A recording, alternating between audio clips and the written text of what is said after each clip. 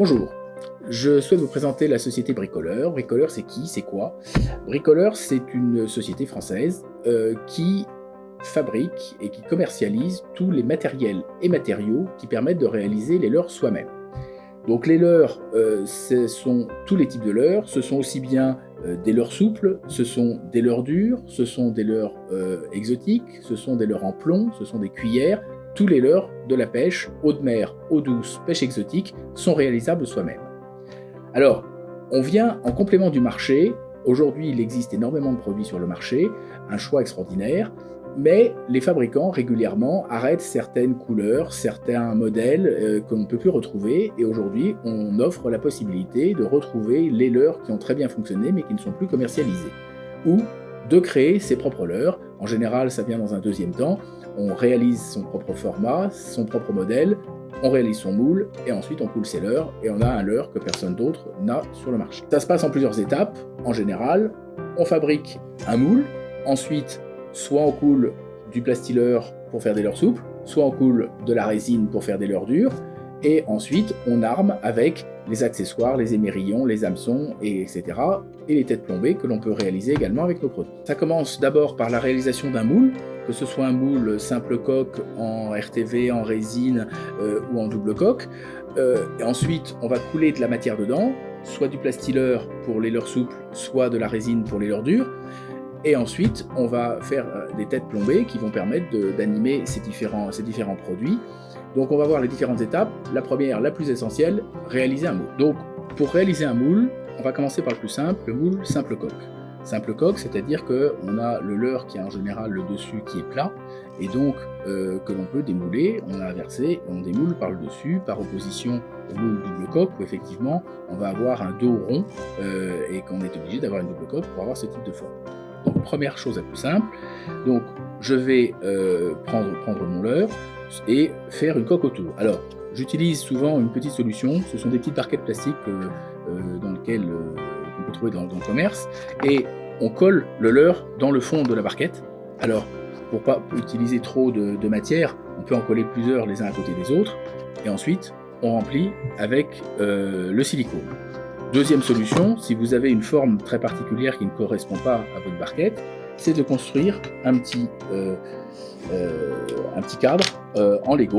Donc du Lego, c'est tout bête, vous en trouvez également sur notre site parce que c'est un produit qui est extrêmement pratique, parce que cela permet d'ajuster parfaitement la dimension au leurre que l'on veut. Voilà, donc mon cadre est prêt.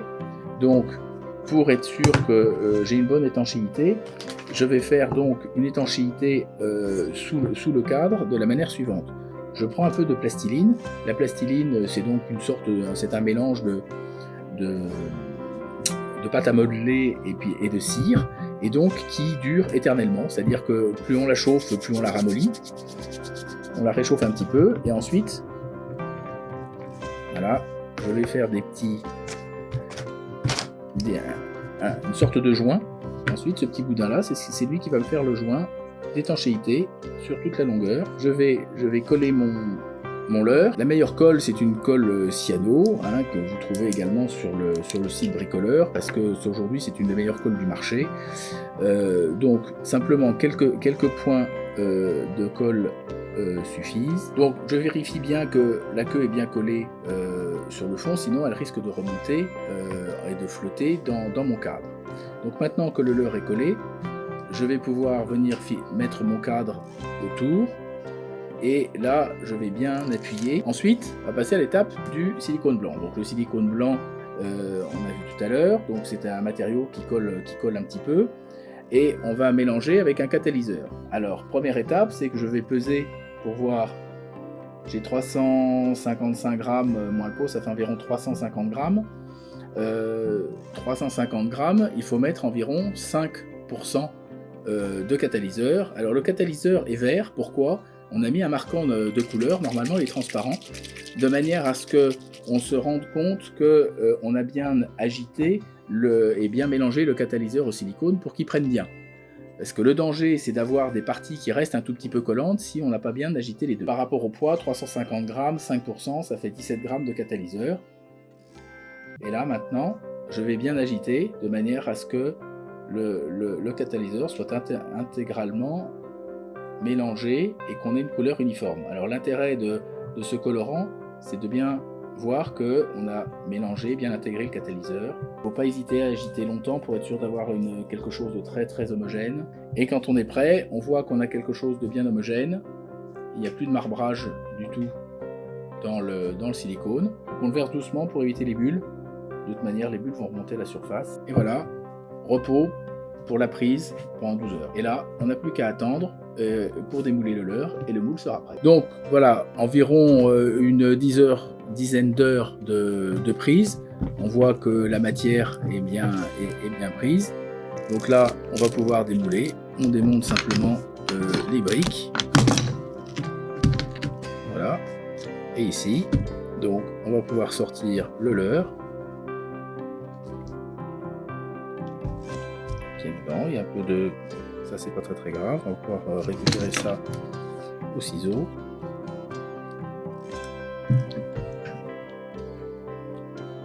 Voilà le leurre qui était là-dedans. Et que maintenant, on va pouvoir, soit avec une paire de ciseaux, soit au cutter, enlever la partie, les petites bavures qui en trouvent. On va le faire au ciseau. Et voilà. Et là, le moule est prêt à couler. Donc maintenant, nous allons voir comment faire un moule en double coque. Donc la manière la plus simple, c'est de préparer son silicone. Alors, pourquoi j'utilise du silicone rouge? Parce que il est plus rigide et lorsqu'on a besoin de presser deux coques ensemble pour couler un leurre, par exemple, il vaut mieux quelque chose d'assez rigide. Mais pour éviter qu'il soit cassant, on n'a pas de problème de température avec le plastileur à 160 degrés par rapport au plomb.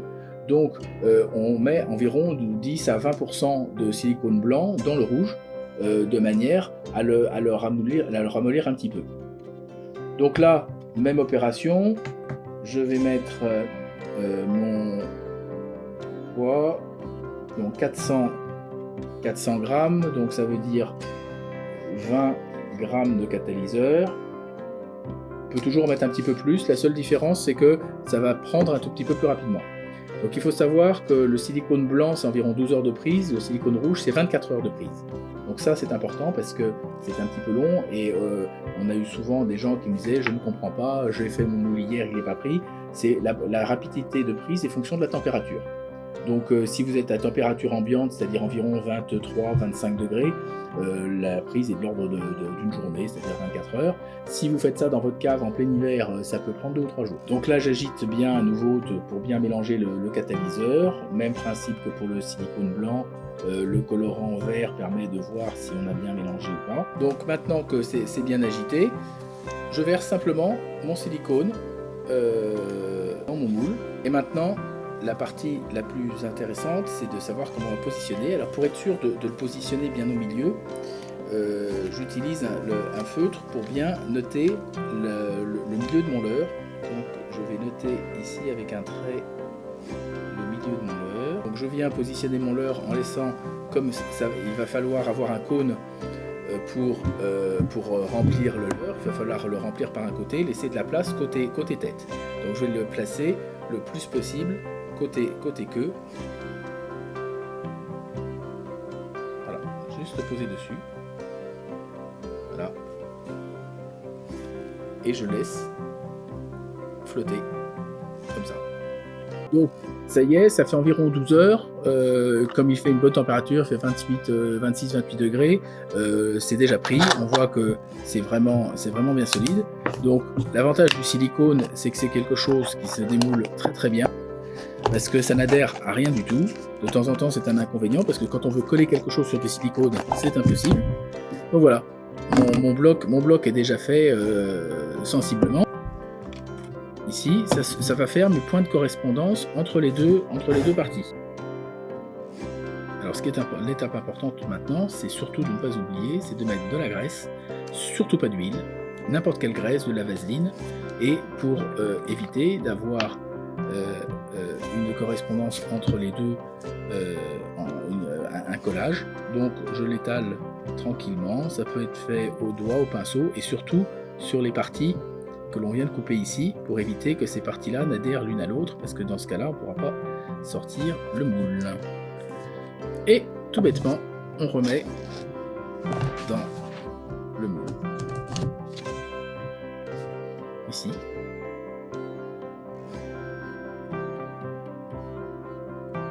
Terminé.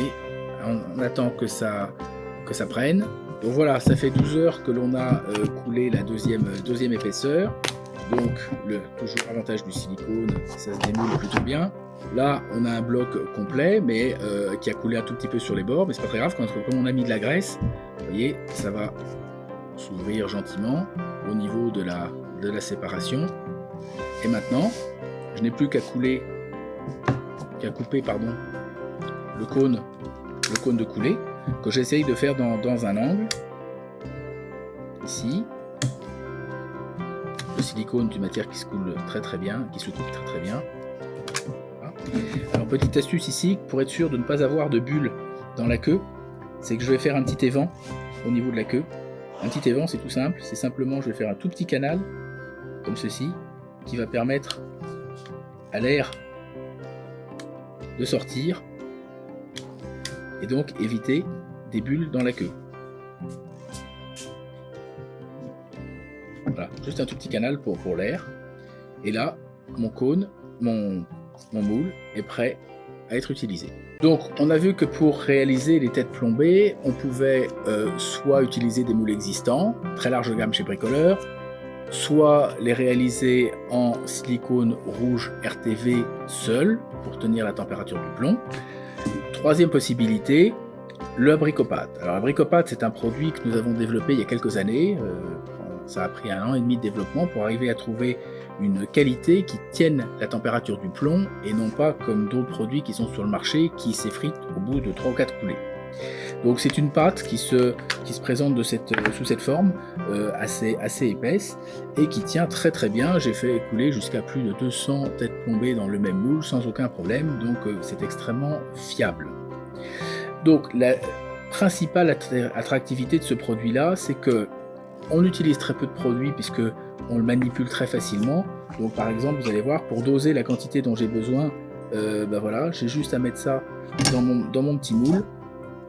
Et puis s'il y en a un petit peu qui dépasse en trop, hop, je retire ce qu'il y a en trop, je le mets là. Tant que j'ai pas mis le catalyseur dedans, il n'y a pas de perte. Donc là, derrière, aucun souci pour le récupérer. C'est une base siliconée, donc ça n'adhère pas. Vous voyez, on le récupère très facilement. Mais comme tout silicone, pour le durcir, il faut un catalyseur. Donc, je vais prendre mon catalyseur. Voilà, c'est un catalyseur qu'on a coloré également, dans le même principe que le silicone RTV, de manière à voir si on a bien mélangé les deux parties. Donc voilà, environ 5% de catalyseur, c'est pas très grave. Attention, si vous en mettez trop, vous n'aurez pas le temps de tout malaxer, ça sera déjà dur. Hein. Là, le temps de prise, vous allez voir, est extrêmement rapide. Donc là, je mélange bien. L'intérêt d'avoir la trace rouge, c'est qu'on voit si le catalyseur est bien mélangé ou pas, voilà, jusqu'à ce que j'ai une pâte qui soit homogène et où je ne vois plus de trace rouge. Donc cette pâte-là, je vais venir la remettre dans cet espace, dans le petit boîtier. Et ici, je vais venir imprimer, en laissant de l'espace devant pour faire mon cône de coulée, ma tête plombée pour qu'elle soit bien horizontale. Voilà, on peut voir l'horizontalité avec l'hameçon qui dépasse. Donc j'ai simplement à bien imprimer, bien appuyer. Voilà, et là, c'est tout simple, je laisse prendre pendant environ 5 minutes. Donc voilà, ça fait à peu près 5 minutes, c'est déjà dur, donc je vais pouvoir le démouler. Vous voyez, ça se démoule tout seul. Je vais faire quelques encoches pour avoir la correspondance. Je re-remplis à nouveau là-dedans, et là tout bêtement, je viens ici prendre mon premier demi-moule, et je viens l'appuyer dessus jusqu'à ce que ça dégueule tout autour. Vous voyez, je vais faire dégueuler ici, dans les parties qui sont entre les deux, et j'aurai ainsi mes correspondances. Donc 5 minutes environ sont écoulées, la matière est dure. Comme j'ai mis de la matière grasse entre les deux, normalement voilà, ça va s'ouvrir tout seul. Voilà, donc ma tête plombée est prête. Donc maintenant, il me reste à découper le cône de coulée. Élargir un petit peu sur l'extérieur. Ça coule bien. Voilà. Mon moule est prêt. J'ai plus qu'à couler le plomb. en tenant avec une petite pince comme ça, c'est ce qui est le plus pratique.